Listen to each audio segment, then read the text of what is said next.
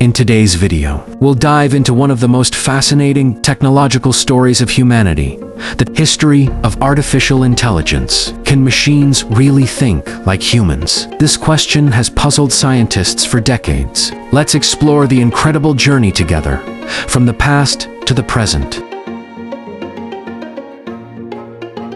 It all started in the mid-20th century, when the first electronic computers appeared in the 1940s. Scientists began to wonder, if these machines can solve mathematical problems so quickly, could they also think like humans? In 1950, the famous mathematician Alan Turing asked the legendary question, can machines think? He also proposed the famous Turing test. The idea was simple. If a person couldn't tell whether they were communicating with a human or a machine, then the machine could be considered intelligent. This was the first serious theoretical foundation of AI. In 1956, a group of scientists gathered at Dartmouth University in the US. This meeting, known as the Dartmouth Conference, introduced the term artificial intelligence. The participants believed that within a few decades, computers would learn, think, and speak like humans. Optimism was high, but reality turned out to be more difficult.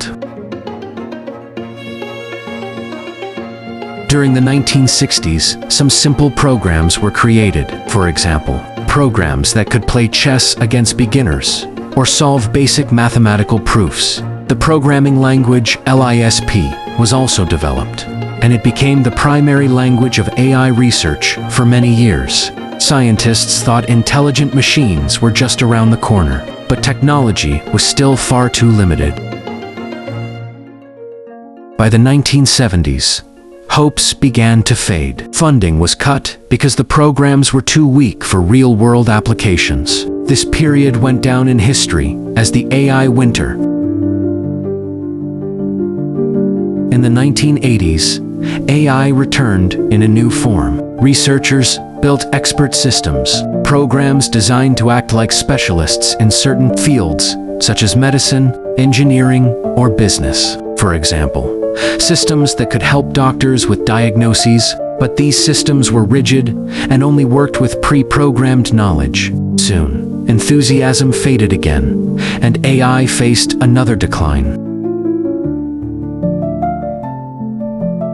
The rise of the internet and massive amounts of data gave AI new life. This time, machine learning became the key. Computers could not only process data, but also learn from it. In 1997, a historic moment occurred. IBM's Deep Blue supercomputer defeated world chess champion Garry Kasparov. This was a major turning point in the history of AI. The 2010s marked the true rise of artificial intelligence. Neural networks and deep learning revolutionized the field. Voice assistants like Siri, Alexa, and Google Assistant entered our daily lives. Self-driving cars and facial recognition became reality. In 2016, AlphaGo defeated world champions in the game of Go, a game far more complex than chess. This showed that AI could not only calculate, but also demonstrate creativity and strategic thinking.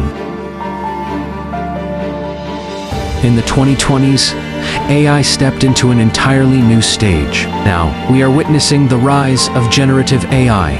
Models like ChatGPT, GPT-4, and Claude can talk to humans, write essays, create code, and even draft stories. Tools like DALL-E and Midjourney generate images, art, and designs. AI can now compose music and even create videos. Artificial intelligence has become more than a tool. It has turned into a creative partner.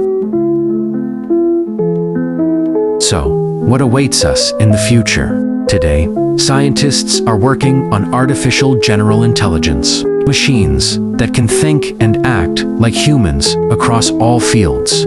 This could be both exciting and frightening. Such technology may transform medicine, the economy, art, and even our daily lives.